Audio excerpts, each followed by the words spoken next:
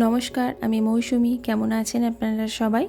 আশা করি সবাই খুব ভালো আছেন এবং সুস্থ আছেন। যে যেখান থেকে আমার ভিডিওটা দেখছেন, বড়দেরকে প্রণাম আর ছোটোদেরকে অনেক ভালোবাসা জানিয়ে আমি আমার আজকের ভিডিও শুরু করছি। আজ মঙ্গলবার আর ঘড়ির কাঁটায় এখন সময় রাত 9:30। আজ রাত 9:30 থেকেই আমি আমার ব্লগটা শুরু করছি। প্রত্যেক দিন তো সকাল থেকে শুরু করি, সকাল থেকে সারা দিন আমার সোনা বাবা কী করে সেটা আপনাদের সঙ্গে শেয়ার করি, কিন্তু আজ ইচ্ছে হলো রাত্রি থেকে আমার ব্লগটা শুরু করব। তাই এখন 9:30 থেকেই হঠাৎ করে ব্লগটা শুরু করে দিলাম। 9:30 মানে আমার সোনা বাবাকে ঘুম পাড়ানোর কিছুক্ষণ আগের মুহূর্ত।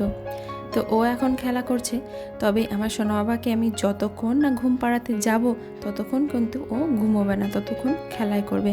তবে যেদিনকে খুব ঘুম আসে সেদিনকে একটু ঘুমানোর জন্য কান্না করে, আর যেদিনকে ঘুম না আসে সেদিনকে তো খেলাই করে যায়। এতক্ষণ আমি এই বোতলটা একটু কালার করছিলাম, এটা ফেব্রিক কালার দিয়ে কালার করছি, এখনও কালার করা শেষ হয়নি। আর এটা একটা সসের বোতল, আর এতে আমি গাছ লাগাবো। আর এই দেখুন, আমার সোনা বাবার জন্য না আমি একটা অ্যাক্টিভিটি বুক অর্ডার করেছিলাম অনলাইন থেকে, তো সেটা চলে এসেছে। বিভিন্ন ধরনের ছবি দিয়ে তৈরি, পশু পাখি মানে সমস্ত কিছু আছে, সেই সব দিয়েই তৈরি অ্যাক্টিভিটি বুকটা। আর এটা পেয়ে আমার সোনা বাবা ভীষণ খুশি। এটা কি? এটা পিকক, ময়ূর না বাবা? এটা ময়ূর। এটা এই দেখো পিজিয়ন। পিজিয়ন মানে পায়রা। পায়রা কেমন করে ডাকে গো বাবা? বকুম বকুম বকুম পায়রা, বকুম বকুম পায়রা। কেমন করে ডাকে পায়রা বলো? হ্যাঁ, কই গো হাতি? হ্যাঁ, এই তো হাতি। হ্যাঁ, এটা কি? এটা কি বলো? এটা বাঘ। হ্যাঁ, আর কোনটা স্মাইল দেখাও বাবা? স্মাইল কই? কই স্মাইলটা দেখিয়ে দাও শোনা। এই যে স্মাইল, এই যে এই যে এই যে এই যে স্মাইল, হ্যাপি। একটু হ্যাপি দেখিয়ে দাও, হ্যাপি। হ্যাঁ, একটু স্যাড দেখিয়ে দাও, এইটা স্যাড। একটু স্যাড দেখিয়ে দাও, তাকাও আমার দিকে, তাকাও। এই যে এই দেখো, তাকাও। মন খারাপ। হ্যাঁ, কুকুর। কুকুর কেমন করে ডাকে? এই যা, কুকুর ব্যা করে না। কুকুর কেমন করে ডাকে? ভুক ভুক। আর ব্যা করে কি ডাকে? ব্যা করে ছাগল ছানা ডাকে। এখন বাজে 10:10, আমার সোনা বাবা ঘুমিয়ে পড়েছে। তো আমার সোনা বাবাকে আমি আগে ঘুম পাড়িয়ে দিই, তারপর খাওয়াই। আর ঘুম না পাড়ালে বা চেতন অবস্থায় থাকে ওকে খাওয়াতে ভীষণ সমস্যা হয়। তো এমনিতেও ঘুমিয়ে থাকলেও ঘুম থেকে উঠে পড়ে, কান্না করে, তবুও ঘুমিয়ে থাকলে যেটুকু ভালোভাবে খায়, শান্তভাবে খায়। তো তাই ওকে ঘুম পাড়িয়ে দিলাম। এবার ওর খাবারটা নিয়ে আসবো, দিয়ে ওকে খাওয়াবো। এই দেখুন শুইয়ে দিয়েছি। আর এই ছোট্ট মশারিটা না ওর এখন ছোটোই হয়ে গেছে, আর সেরকমভাবে হয় না, মানে এদিকে ওদিকে টেনে টেনে দিয়ে বালিশ দিয়ে চাপা দিতে হয়, কিন্তু তবুও দিয়ে রাখি। আর একেবারে বড় মশারিটা ওই ঘরে টাঙাবো। আর আজকে আমার সোনা বাবাকে একটু দুধ দেব রাত্রিবেলায়, আর তার সঙ্গে দেব মাখানা। কারণ আজকে আর রুটি ভাজতে হয় না, কারণ আজ হচ্ছে পঞ্চমী, তাই আমাদের আজকে রুটি ভাজা নেই। তাই আজকে আমার সোনা বাবাকে দুধ আর মাখানাই দেবো রাত্রিবেলায়। তবে ভাত দিলেও হতো, মানে ভাত একটু রান্না করে দিলেও হতো, কিন্তু আর ভাত করলাম না। দেখলাম যে না, একটু মাখানাই দিই আজকে রাত্রিবেলায়। মাখানাটাও খাওয়া তো উপকার, কিন্তু আজকে আর মাখানা যেহেতু খাওয়ায়নি তাই একটু মাখানাই দিলাম। তো দেখুন, দুধের সঙ্গে আমি যেভাবে জল দিই, মানে যেভাবে আমি আমার সোনা বাবাকে খাওয়াই সেভাবেই জল মিশিয়ে নিলাম। আর এরপর আমি 2.5 চামচ মতো মাখানা দেবো, মানে মাখানাটা একটু বেশিই দেবো, কারণ যেহেতু রাত্রিবেলাকার খাবার আর সারা রাত্রি পেটটা একটু ভরা রাখতে হবে। আর তাই 2.5 চামচ মতো মাখানা দিলাম। আর এতে সামান্য একটু চিনি দেব, দিয়ে আমার সোনা বাবাকে খাওয়াবো। মাখানা আমি আমার ছেলেকে কোনোদিনও রাত্রে খাওয়াইনি, এই প্রথম আজকেই রাত্রে খাওয়াবো। আর মাখানাটা আমি সাধারণত সন্ধ্যাবেলাতেই দিই, আর আজ আমি রাত্রে একটু মাখানা দেবো বলে সন্ধ্যাবেলায় আর দিইনি, সন্ধ্যাবেলায় একটু সেরেলাক খাইয়েছি। আর আজকে দুবার যেহেতু ভাত খাইয়েছি, মানে সকালে আর দুপুরে, তাই রাত্রেবেলায় আর ইচ্ছে হলো না ভাত দেওয়ার। খাবারটা উপরে নিয়ে চলে এসেছি, চলুন আমি আমার সোনা বাবাকে এবার খাবারটা খাইয়ে দিই। আমার সোনা বাবাকে খাওয়ানোর পর আর আমার খাবারটা নিচে আনতে গিয়েছিলাম। আর আজকে রাত্রে আমিও খাবো মুড়ি আর সবজি তরকারি। আজকে আর রুটি তো খাবোই না, রুটি ভাজতে হয় না, আর ভাতও খেতে ইচ্ছে করলো না। আর একদিন একটু না অন্যরকম খেতে ইচ্ছে করে, মানে মুড়ি টুড়িগুলোও খেতে ইচ্ছে করে, যেহেতু আমি মুড়ি খেতে একটু ভালোবাসি, তবে তরকারি দিয়ে মাখিয়ে। তো যাই হোক, সেই তরকারি দিয়ে মুড়িয়ে খাবো। আর আমার সোনা বাবাকে খাইয়ে ঘুম পাড়িয়ে আমি নিচে খাবারটা আনতে গিয়েছিলাম, আর আমার সোনা বাবা আবার উঠে পড়েছে। তাই বাধ্য হয়ে ওকে কোলে নিয়ে বসেই খেতে হচ্ছে। আর এখন তো সবাই ঘুমিয়ে পড়েছে, আমার মেয়েও ঘুমিয়ে পড়েছে, আমার শাশুড়ি মাও ঘুমিয়ে পড়েছে, আর আমার হাজব্যান্ড এখনও আসেনি। তাই কাকে দেবো, আমি কোলে নিয়ে খাবার খাচ্ছি। আর এখন বাজে প্রায় 11:15 মতো। বন্ধুরা, যারা এখন আমার পরিবারে এসেছেন এবং আমাকে এখন দেখছেন, তাদের কাছে আমার অনুরোধ, আমার এই চ্যানেলটি যদি আপনাদের সাবস্ক্রাইব করা না থাকে তাহলে অবশ্যই কিন্তু সাবস্ক্রাইব করে পাশে থাকা অল বেল বাটনটা প্রেস করে দেবেন। আর একটা কমেন্টের মাধ্যমে জানাবে যে আমার এই ভিডিওটা কেমন লাগলো। আর একটা লাইক করতে কিন্তু একদম ভুলে যাবেন না। আর যারা ফেসবুক পেজ থেকে দেখছেন তারা অবশ্যই পেজটা ফলো করে দেবেন। আমার খাওয়া হয়ে গেছে, আর আমার সোনা বাবাকে ওই ঘরে শুয়ে দিয়ে এসে এই ঘরের বিছানাটা আমি ঠিক করে নিচ্ছি, কারণ আমরা এই ঘরেই শোবো।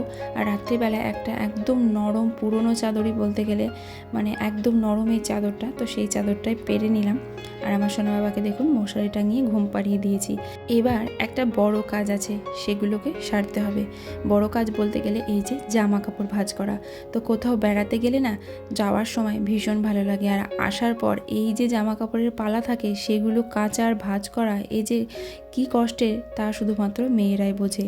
তো যাই হোক, সেই কাচার মধ্যে থেকে, মানে জামা কাপড়গুলোর মধ্যে থেকে শুধু আমার সোনা বাবার জামা কাপড়গুলো এখন বার করলাম। এগুলো একটু ভাঁজ করে রাখি, কারণ আমাদের সবার জামা কাপড়গুলো ভাঁজ করতে গেলে আমার মনে হয় সকাল হয়ে যাবে, কারণ প্রচুর জামা কাপড় আছে। আর এখন বাজে প্রায় 11:30। তো তাই আমার সোনা বাবার জামা কাপড়গুলোই শুধু বার করে নিলাম, ওরগুলো ভাঁজ করে আমি রেখে দিই, আর বাদবাকিগুলো আমাদেরগুলো আবার কালকে ভাঁজ করব। এই যে জামাটা ভাঁজ করতে গিয়ে আবার দেখলাম একটা বোতাম খুলে গেছে, আর এই জামাগুলোর না বোতামগুলো একদম ভালোভাবে সেলাই করা থাকে না, একটু টান লাগলেই ছিঁড়ে যায়। তো বোতামটা ছিঁড়ে গেছিলো, তো ভাগ্যিস বোতামটা পেয়েছি, তো বোতামটা আবার একটু সেলাই করে রাখছি, না হলে আবার কোথায় হারিয়ে যাবে আর জামাটা পরানোর সময় আবার অসুবিধে হবে। আর এই যে জামা কাপড়গুলো দেখছেন এক গামলা রয়েছে, এগুলো আর এখন ভাঁজ করার সময় নেই, অলরেডি 12টা বেজে গেছে। আমার সোনা বাবারগুলো ভাঁজ করেছি, এগুলো গুছিয়ে আমি রেখে দিই, আর বাদবাকিগুলো আবার কালকে ভাঁজ করব। আর আজকে এই ভিডিওটার সঙ্গে সঙ্গে আমি যে বাবার বাড়ি গিয়েছিলাম এবং সেখানে যে নারায়ণের পুজো হয়েছিল, তো সেই সত্যনারায়ণ পুজোর কিছু মুহূর্ত আপনাদের সঙ্গে শেয়ার করব। আপনারা চলুন সঙ্গে থাকুন এবং দেখতে থাকুন, ভিডিওটা স্কিপ করবেন না আর চলে যাবেন না। আশা করছি আপনাদের ভালো লাগবে। আমার সোনা বাবার কাঁথাগুলো আমি এই বাস্কেটের মধ্যে রাখি, তো সেখানে রেখে দিলাম, আর জামাগুলো আমি যে শোকেসের মধ্যে রাখি সেখানে রেখে দেব। আমার জেঠুর বাড়িতে ছিল সত্যনারায়ণের পুজো আর গৃহপ্রবেশ, সেই উপলক্ষে আমি গিয়েছিলাম আমার বাবার বাড়িতে। চলুন এবার নিয়ে যাই আপনাদেরকে আমার বাবার বাড়িতে, আর একটু সত্যনারায়ণের পুজো দর্শন করাই।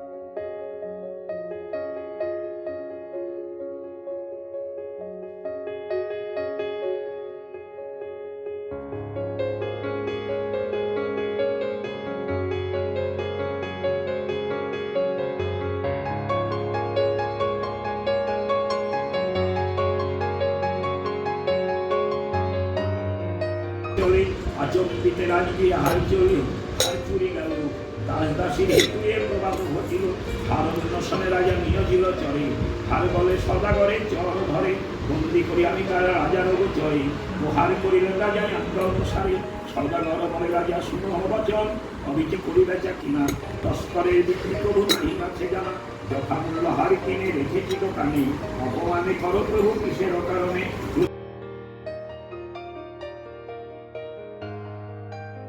অষ্টবিংশতি সাহ্যযোগ্য নমর সমানন সংকল্পন পরিষ্কার এতৎ সাহ্যযোগ্য ডুমুর সমিধং নাং নারায়ণামেশ্বর। এতৎ সাহ্যযোগ্য ডুমুর সমিধ ওম নাং নারায়ণামেশ্বর। এতৎ সাহ্যযোগ্য ডুমুর সমিধ ওম নাং নারায়ণামেশ্বর।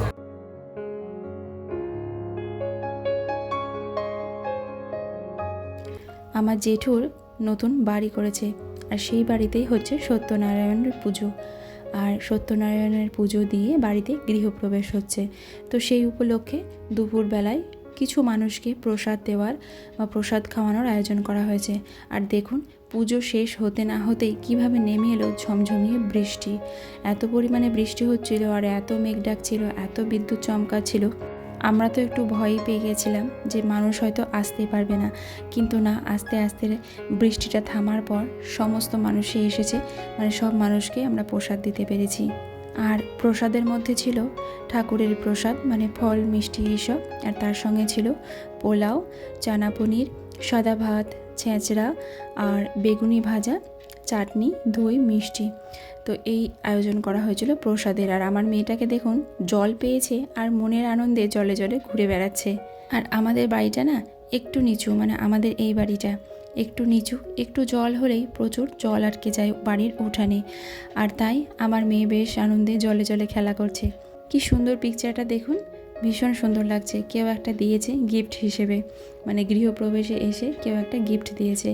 আর এরপর সন্ধ্যাবেলায় হচ্ছে একটু কীর্তন।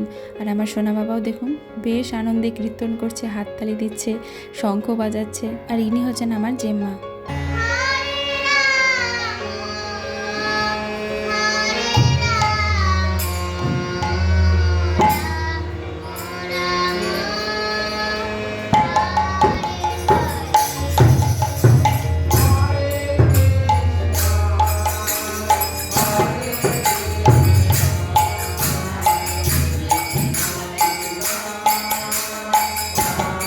এটি হচ্ছে পুজোর পরের দিনের ভিডিও। আর পুজোর পরের দিন রান্না হচ্ছে মাটন, আর আমার দিদি রান্না করছে মাটন। তো এই পুজোর পরের দিন মাটন খেয়ে আমরা সবাই চলে এসেছি বাড়ি। চলুন আজকের মতো তাহলে ভিডিওটা এখানে শেষ করছি। সবাই ভালো থাকবেন, সুস্থ থাকবেন।